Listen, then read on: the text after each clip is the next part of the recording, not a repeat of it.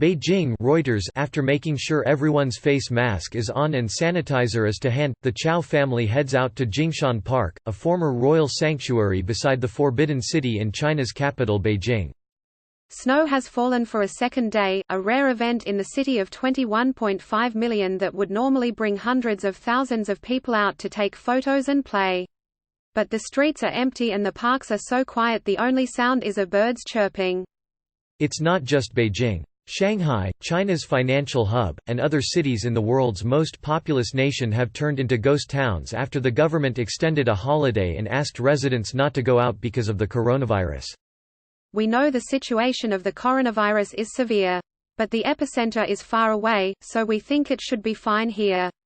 It's a God-given chance to enjoy this family moment with snow and without work, said Mr. Qiao, who has an 11-year-old daughter. The epidemic has killed 722 people and infected nearly 32,000 in China as of February 8. More than three-quarters of the cases are in the central Hubei province where the virus originated, more than 1,000 kilometers (620 miles) from Beijing. Only a few people are brave enough to come out. A security guard at Jingshan Park said there were less than a third of the number of tourists than usual, even with the rare snowfall. Even at one of the best spots for snapping photos of snowy Beijing just outside the Forbidden City, there's barely a crowd, while the usual tour buses and groups of people speaking different dialects are nowhere to be seen.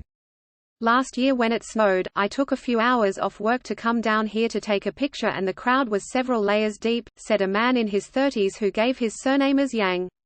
But this year, I am not at all worried about finding a space to take a photo. The virus is keeping people indoors.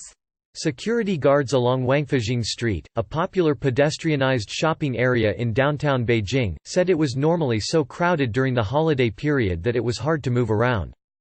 Look at it now, there are more security guards and street cleaners than tourists, said one of the guards. Businesses, including shops, bars and restaurants, have been severely hit by the epidemic as the government has banned mass gatherings and even group meals in an effort to curb the spread of the coronavirus.